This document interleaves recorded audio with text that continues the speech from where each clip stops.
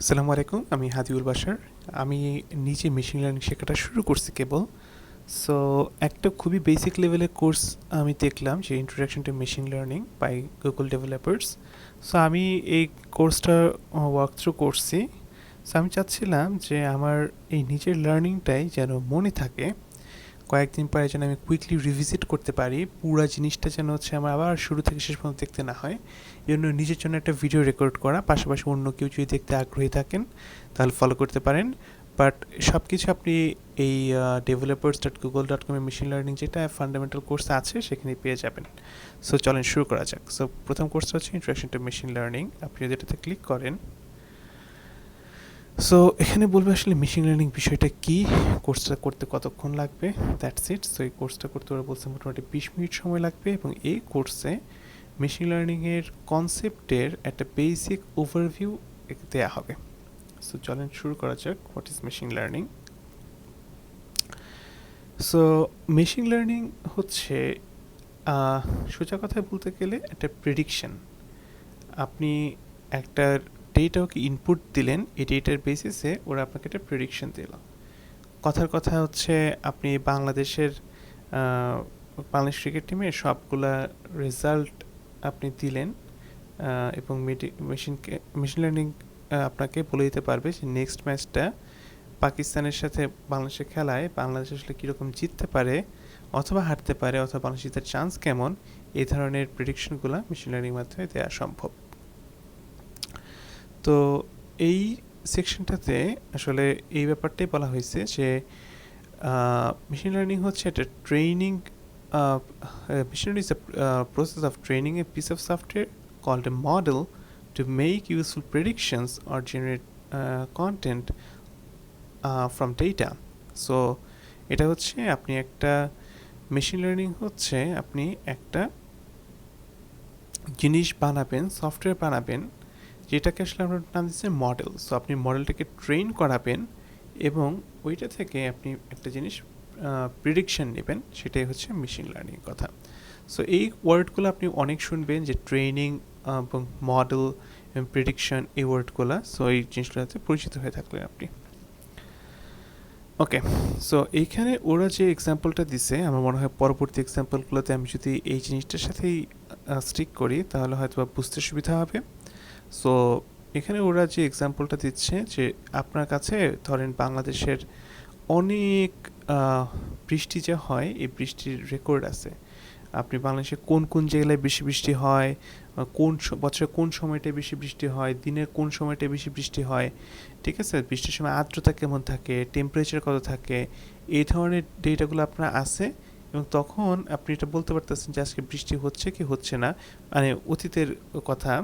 So এই অতীত দিয়ে আপনি একটা মেশিন লার্নিং মডেলকে ট্রেন করাইলেন, এবং তারপরে আপনি ফিউচারের আপনার যেরকম এই ভ্যালুগুলো নিয়ে, যেরকম হচ্ছে আপনি হিউমিডিটি নিয়ে, এবং হচ্ছে আপনি কোন লোকেশনে আপনি দেখতে চাচ্ছেন, কোন সময়টা আপনি দেখতে চাচ্ছেন, ডেটাগুলো যে আপনি মেশিন লার্নিং মডেলকে ইনপুট দেন, তখন মেশিন লার্নিং মডেল আপনাকে একটা আউটপুট দেবে যে আজকে বাংলাদেশের লেটসে ঢাকাতে বৃষ্টি হওয়ার চান্স হচ্ছে 20% বেসড অন দ্য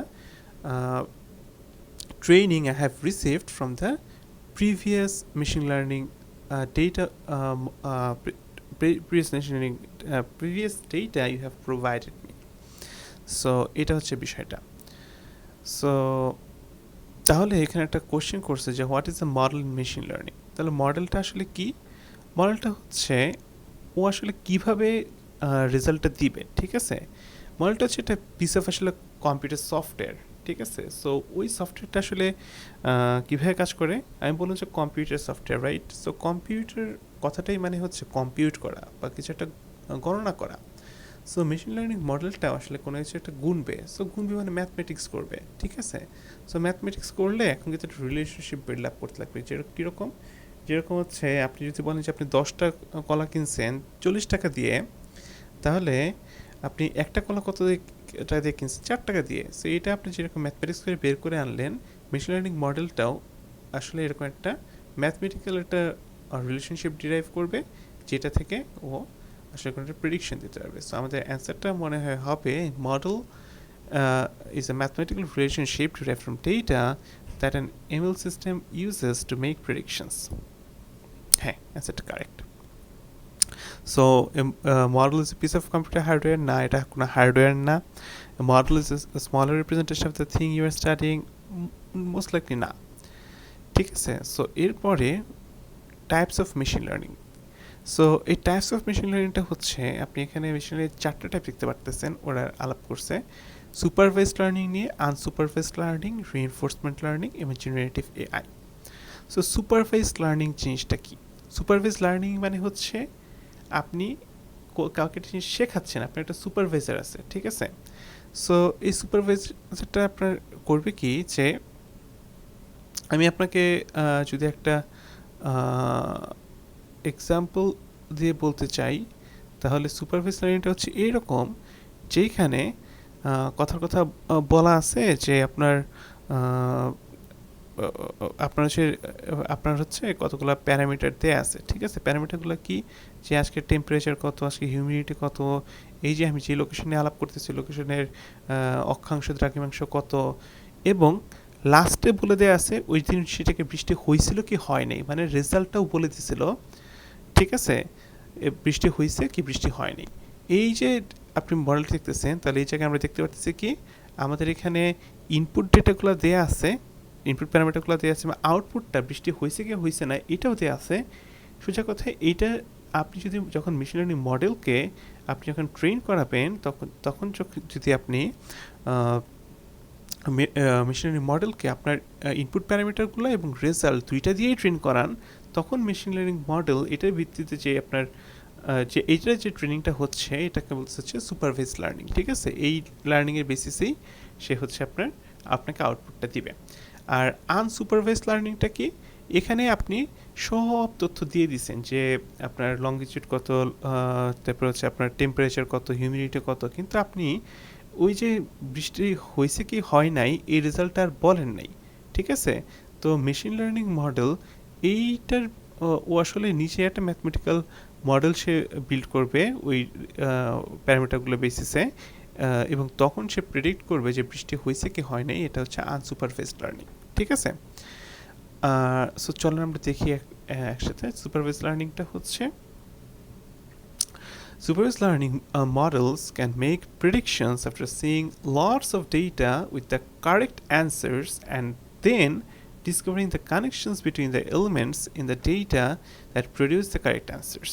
বুঝে গেছে? তাহলে basically model supervised learning model যেটা আছে, সে যেটা করতেছে, সে অনেকগুলো ডেটা দেখতেছে এবং ওর সাথে কারেক্ট অ্যান্সারটা দেওয়া আছে। ওই যে বললাম বৃষ্টি হয়েছে কি হয়নি এটা বলে দিছে, এবং তখন সে এই যে নতুন ডেটাগুলার তখন সে হচ্ছে এই যে প্যারামিটারগুলো আমার দেওয়া ছিল, যেমন টেম্পারেচার, হিউমিডিটি, এগুলোর বেসিসে সে একটা কানেকশন বিল্ড করা ট্রাই করে যে এটার সাথে বৃষ্টি হওয়ার কানেকশনটা কি between the elements the data that produce the correct answers.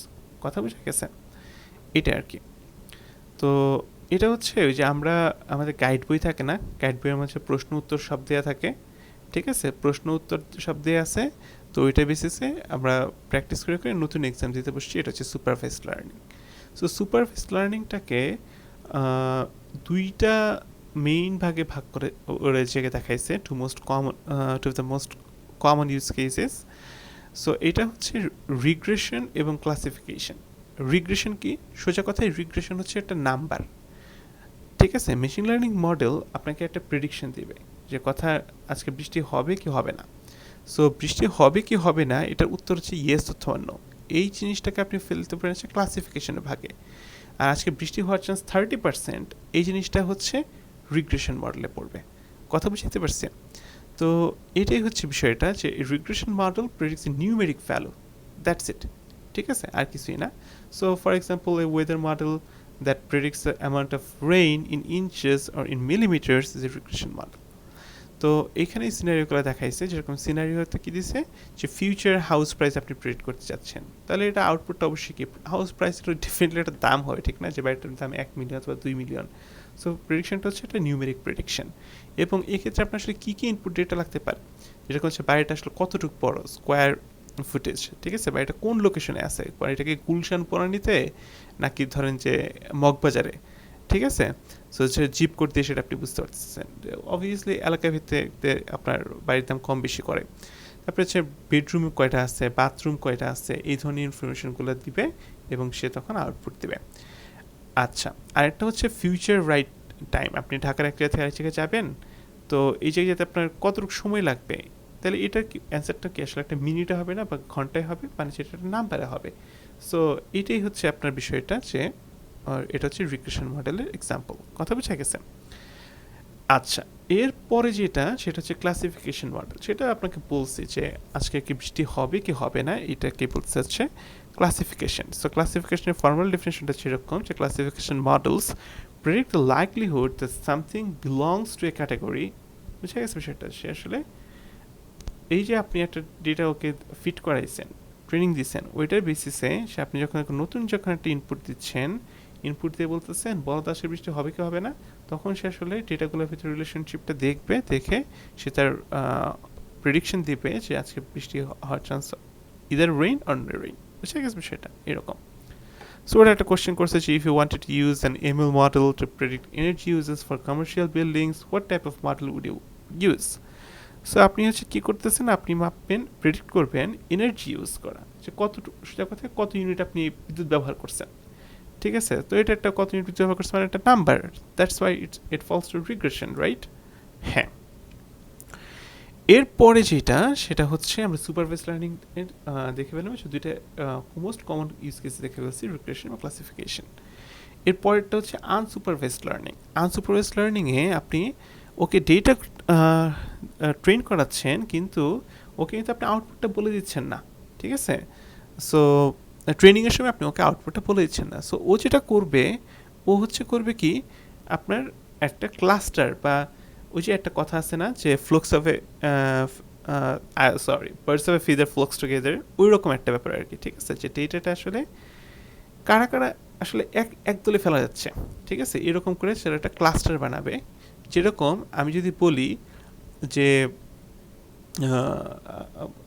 আসলে হচ্ছে যে গুড, মনে করেন হচ্ছে আপনি হচ্ছে কী বলবো, যে আমি যদি একটা ক্রিকেটের উদাহরণ দিয়ে বলি, তার বিষয়টা আপনি এরকম চিন্তা করেন। আমি ক্রিকেটের উদাহরণ বারবার বলতেছি কারণ হচ্ছে আমি আমার লাইফে প্রচুর ক্রিকেট দেখছি। ঠিক আছে? ছোটোবেলা থেকে ক্রিকেট দেখে বাংলাদেশে বেশিরভাগ মানুষজন করে।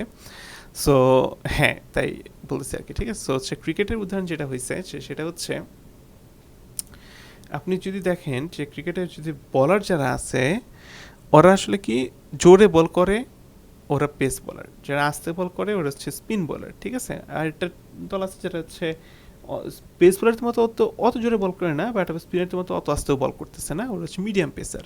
সো আপনি যদি এখানে দেখেন যে সাকিব অত স্পিডে বল করছে, মুশফিক অত স্পিডে বল করছে, তামিম এত স্পিডে বল করছে, নাহিদ রানা 150 কিলোমিটারে বল করছে। ঠিক আছে? তাসকিন 140-এ বল করছে।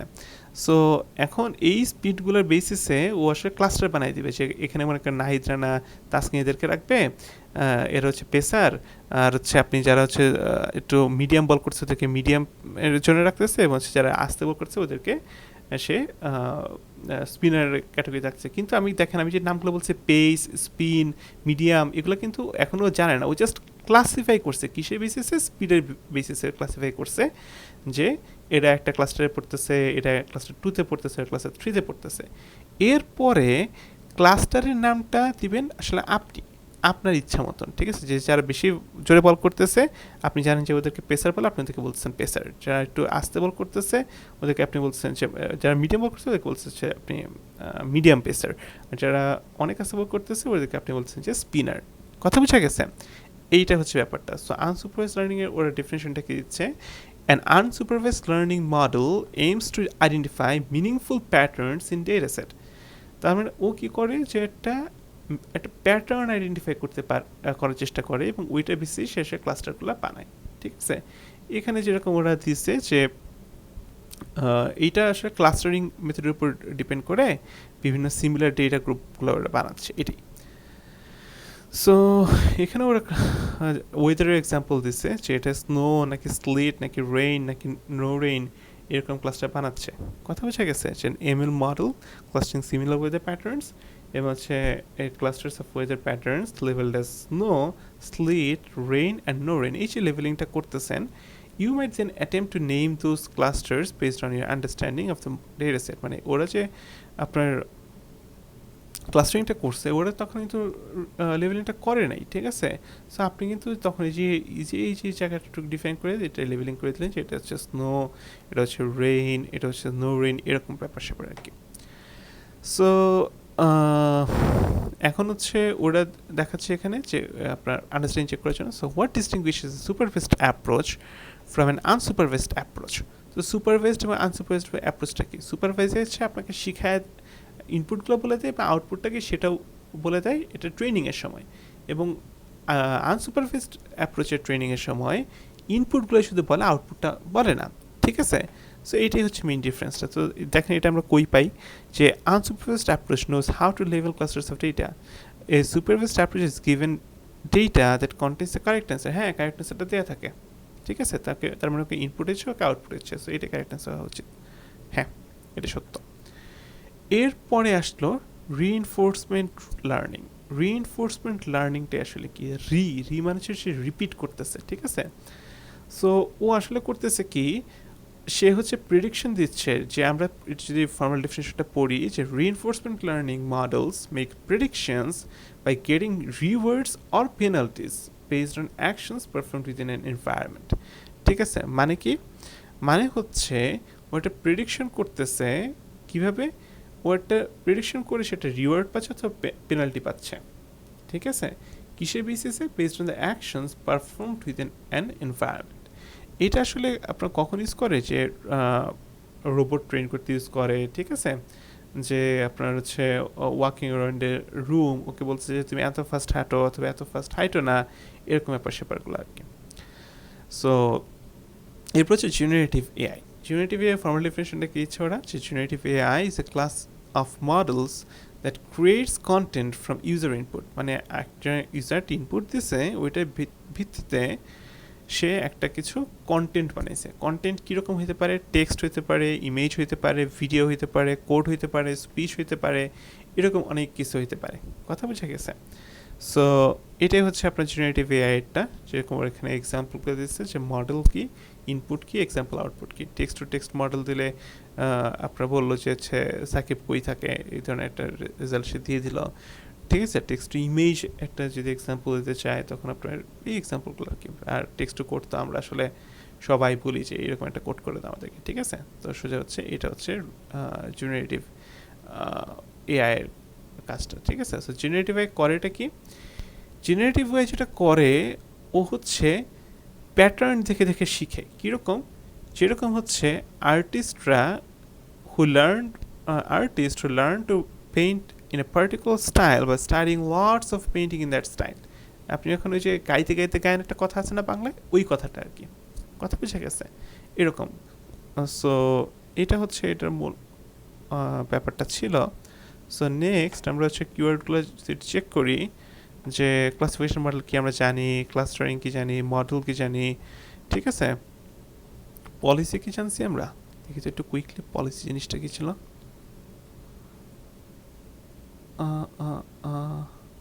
In reinforcement learning, an agent's probabilistic mapping from states to action. আচ্ছা, আমরা রিইনফোর্সমেন্ট লার্নিং নিয়ে আসলে আমরা দেখি নাই, এটা আসলে আমাদের স্কোপের বাহিরে। সো ওকে, এরপরে হচ্ছে কি প্রেডিকশন কি জানি, রিগ্রেশন মডেল জানি, রিইনফোর্সমেন্ট লার্নিং জানি, রিওয়ার্ড কি জানি, সুপারভাইজড লার্নিং জানি, ট্রেনিং জানি, সুপারভাইজড লার্নিং জানি। ও ব্রো, অনেক কিছু দেখে আছে, মানে জাস্ট জকিং। ওকে, এরপর হচ্ছে সুপারভাইজড লার্নিং। সুপারভাইজড লার্নিংটা আসলে কি? যে সুপারভাইজড লার্নিংটা হচ্ছে এরকম একটা ব্যাপার যেখানে আমরা ইনপুটগুলো দিয়ে দিচ্ছি এবং সাথে সাথে আউটপুটটাও দিয়ে দিচ্ছি, কখন? মডেলটা ট্রেন করার সময়, ঠিক আছে? সো এইখানে কতগুলো ফান্ডামেন্টাল কনসেপ্ট আছে। কি আছে? ডেটা আছে, মডেল আছে, ট্রেনিং আছে, ইভ্যালুয়েটিং আছে, ইন্টারফেস আছে, ঠিক আছে? সো আমি একটু শুরুতে একটা ওভারভিউ দিই যে আমাদের মডেলটা ট্রেন করানোর সময় আমি হচ্ছে আমার কাছে অলরেডি এক্সিস্টিং ডেটা সেট আছে, ওইটার বেসিসে আমি মডেলটাকে ট্রেন করলাম। সো মডেলটার আমার ক্রিয়েট হয়ে গেল, মডেলটাকে আমার ট্রেন করার পরে মডেলটা আসলে কীরকম পারফর্ম করতেছে এই জিনিসটা হচ্ছে আমি এভালুয়েট করলাম। কিভাবে? আমার কাছে ধরেন যে আমার কাছে ডেটা আছে মনে করেন হচ্ছে 2000 সাল থেকে শুরু করে 2020 সাল পর্যন্ত 20 বছরের ডেটা আছে, যেখানে হচ্ছে আমার বৃষ্টি হয়েছে কি হয়নি এই ডেটাটা আছে, কোন দিনের বৃষ্টি হয়েছে, টেম্পারেচার কত, হিউমিডিটি কত, এই ধরনের ডেটা আছে। সো আমি কথার কথা যে 2000 থেকে 2016 সাল পর্যন্ত ডেটাগুলো দিয়ে আমি হচ্ছে একটা মডেলকে ট্রেন করালাম যে দেখো টেম্পারেচার এরকম, হিউমিডিটি এরকম, অন্যান্য প্যারামিটারগুলো এরকম এরকম থাকলে বৃষ্টি হয়। আর তাহলে তখন আমি যখন হচ্ছে যদি এখন মডেলটা আমার সেটা শিখতে পারছি কিনা এটা বুঝবো কেমনে, আমি 16 থেকে 20 ডেটা আমার কাছে আছে। সো ওইটা আমি 16 থেকে 20 ডেটা ওকে দিলাম, বাট ওকে রেজাল্ট দিলাম না, তখন ও প্রেডিক্ট করলো যে রেজাল্ট আসলে কী হয়েছে। তো তখন সে যদি বৃষ্টিকে সঠিকভাবে বলতে পারছে না আজকে বৃষ্টি হয়েছে, আমি মিলে দেখলাম যে হ্যাঁ কতদিন আসলেই বৃষ্টি হয়েছিল। সো তখন আসলে আমি বলতে পারতেছি যে ও আসলে পারফর্ম ভালো করতেছে, অথবা যে বৃষ্টি হয়েছে ও বললো বৃষ্টি হয়েছে কিন্তু ওই দিন আসলে বৃষ্টি হয় নাই। সো তখন আসলে মডেলটার ট্রেনিংটা হয়তো বা আরও ইমপ্রুভ করতে হবে। কথা বোঝা গেছে? এইভাবে ইভ্যালুয়েশন হয়ে যাবে। ইনফারেন্স মানে ও হচ্ছে আপনার কী করতেছে যে মানে প্রেডিকশনটা দিচ্ছে, ঠিক আছে, এটা হচ্ছে আপনার ইনফারেন্সটা। সো ডেটা আসলে কি, data is the driving force of ML, ঠিক আছে।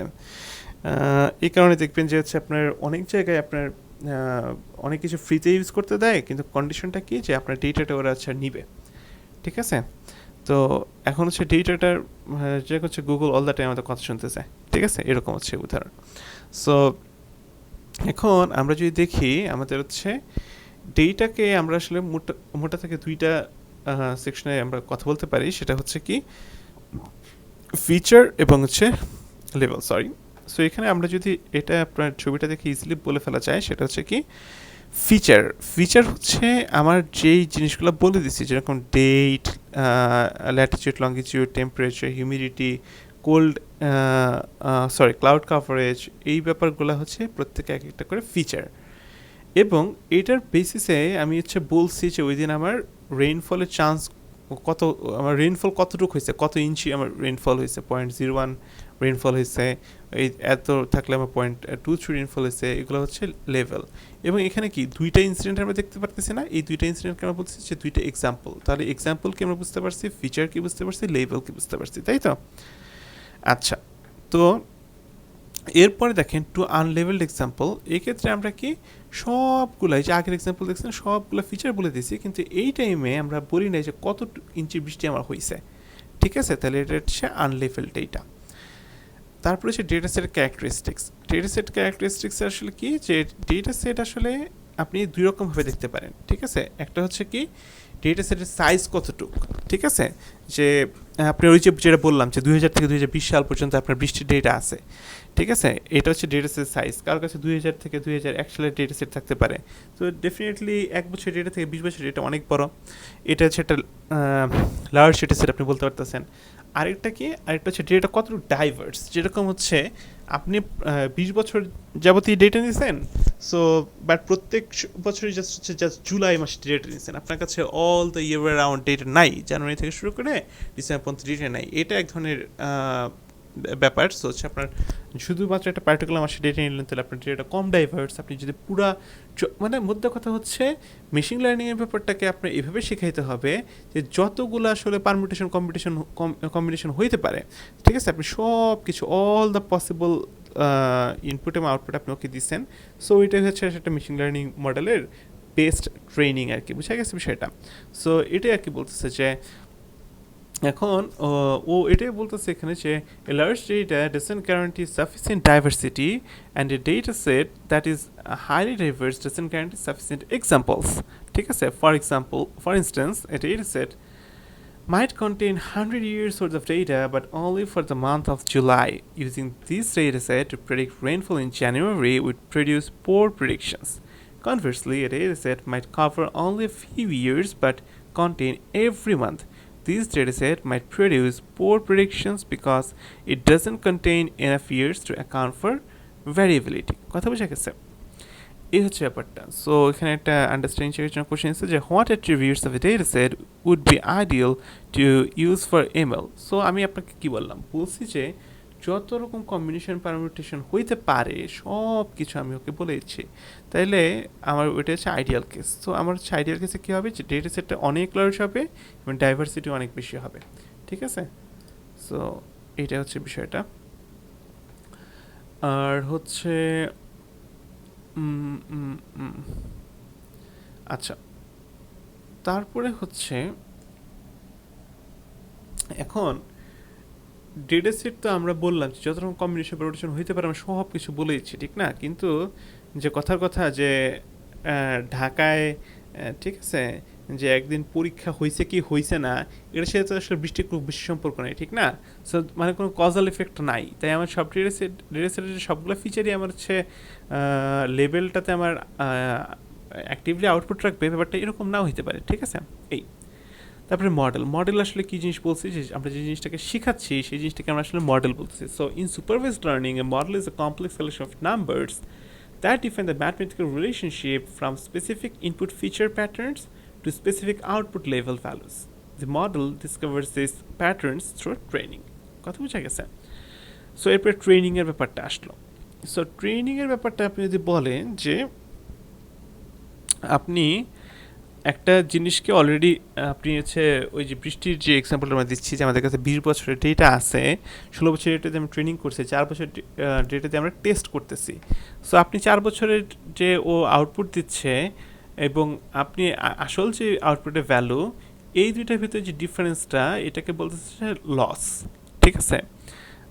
তো এইটার সো এটার বলতেছে যে the model learns the mathematical relationship between the features and the level so that it can make the best predictions on unseen data.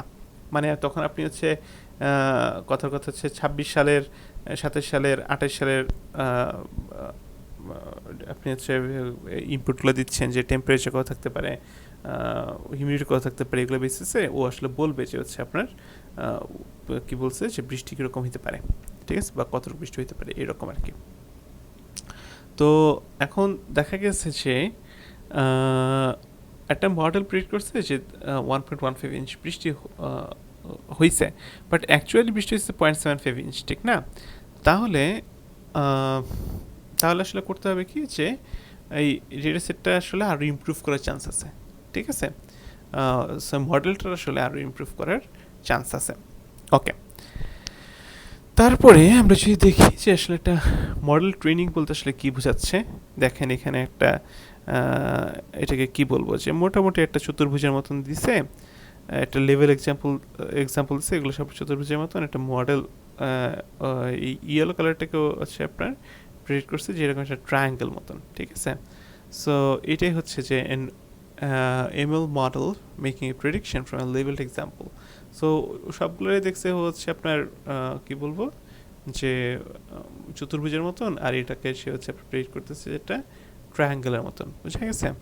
তো এখন ও যে প্রেডিকশনটা করলো যে একটা ট্রায়াঙ্গেল মতন, বাট অ্যাকচুয়ালি ও আসলে একটা কি রেক্টেঙ্গেল মতন। সো এই যে প্রেডিকশনটা থেকে ওকে তখন আবার শিখলো সে, এবং শিখে বলেছে না এটা আমি প্রেডিক্ট করেছিলাম আমি ট্রায়াঙ্গেল মতন, বাট এটা আসলে একটা rectangle. So the model compares it's predicted value with its actual value and updates it's solution. So তখন সে হচ্ছে আপনার প্যারামিটারগুলোকে ওইভাবে সে হচ্ছে ফাইন টিউন করে আর কি, বুঝা গেছে?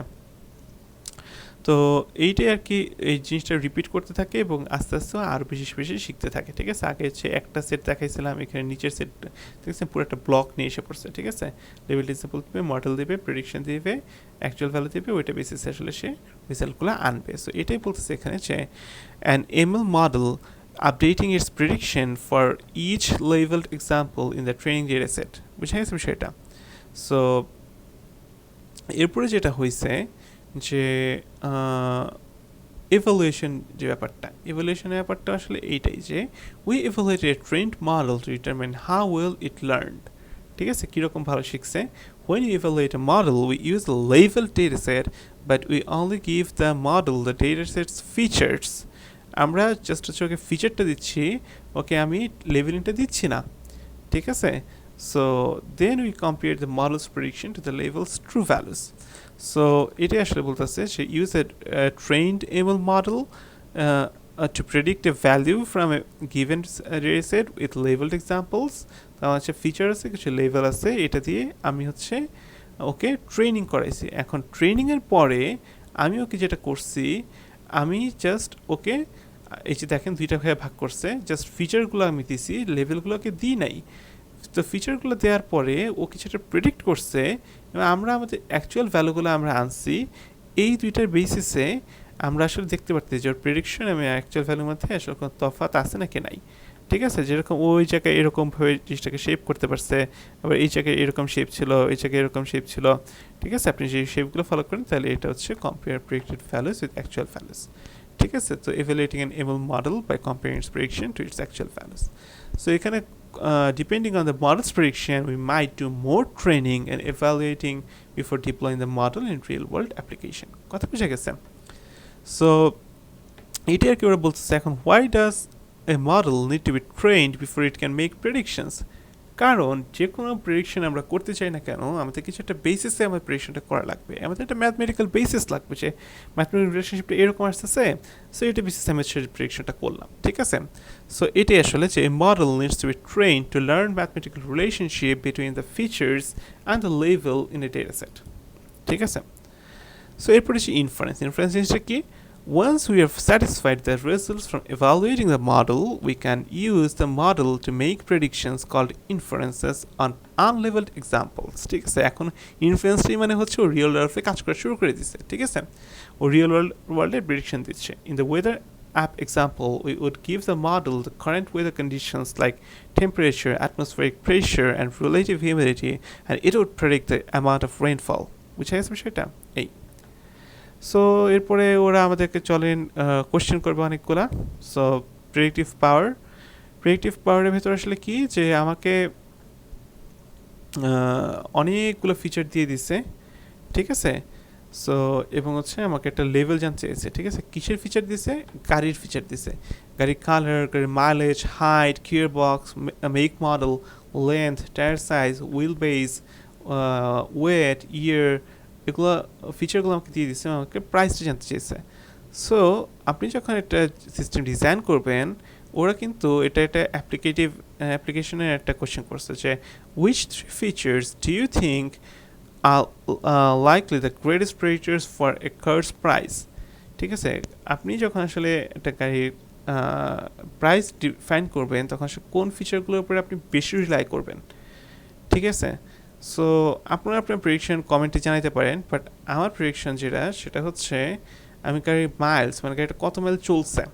ঠিক আছে, কথার কথা একটা 1 মাইল গাড়ি চলছে। আচ্ছা, এটা খুবই একটা ইন্টারেস্টিং বিষয়। এটা বিষয় কি, আপনার আমেরিকায় যখন হচ্ছে বাংলাদেশ থেকে স্টুডেন্টরা পড়তে আসে, সো আমেরিকায় আসলে আপনার জায়গাগুলো অনেক দূরে দূরে। ঠিক আছে, এবং হচ্ছে ওরা আসলে মোস্টলি হচ্ছে প্রাইভেট ট্রান্সপোর্টের উপর রিলাই করে বেশি। ঠিক আছে, rather than public transport, specially in smaller সিটিজ।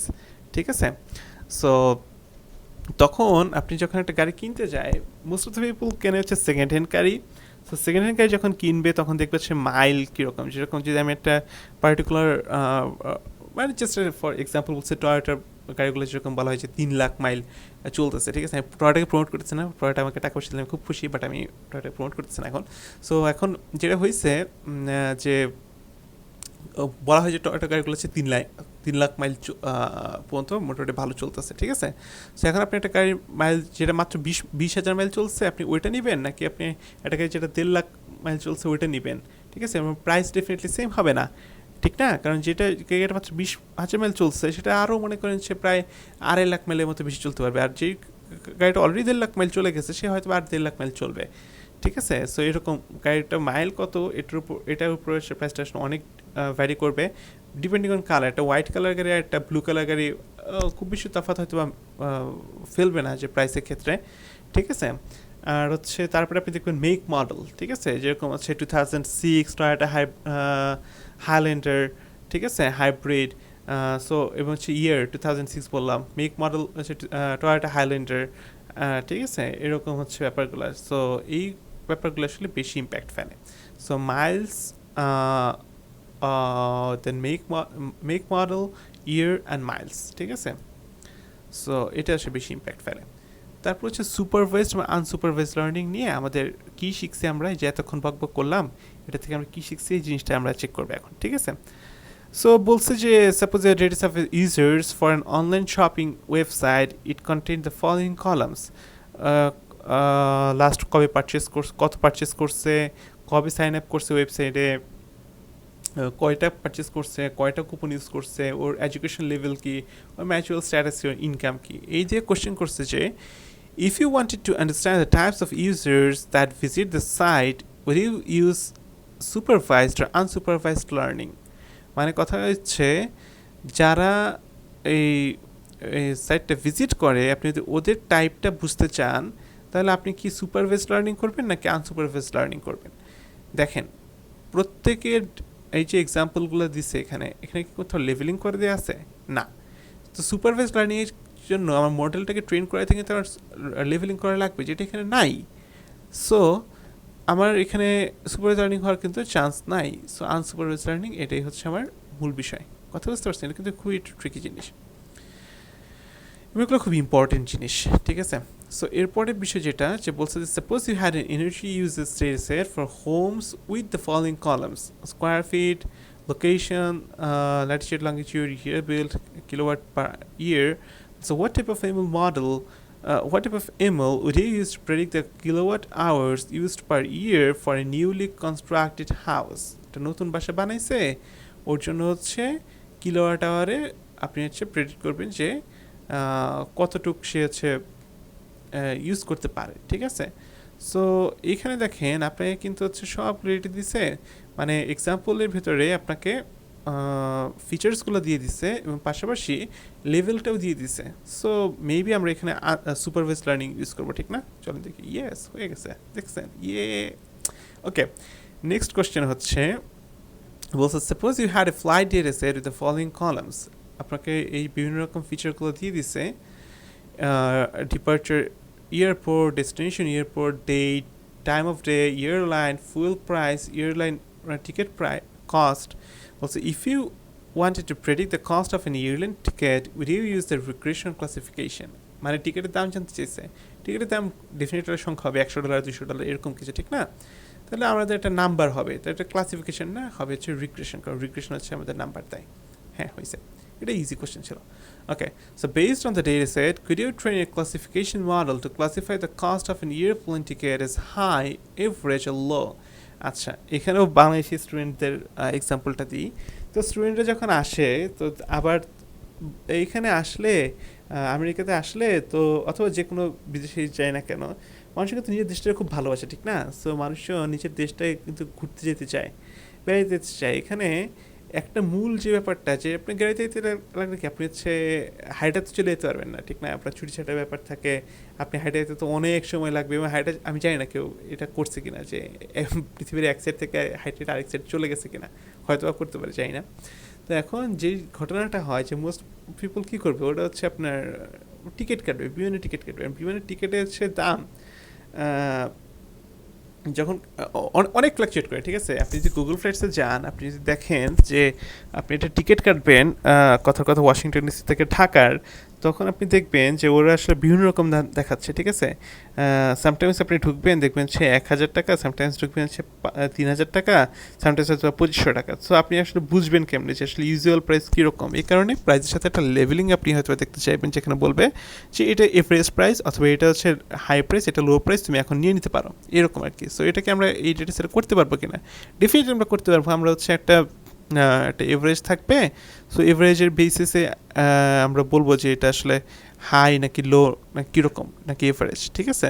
So yes, but we would first need to convert the numeric values of the airplane ticket cost column to categorical values like average, high and low, and then second কথা হচ্ছে যে yeah, that's the correct answer. Okay, so training and evaluating, এটাতে question করছে যে after we have trained a model, we evaluate it by using a data set with labeled examples and compare the model's predicted value to the label's actual value.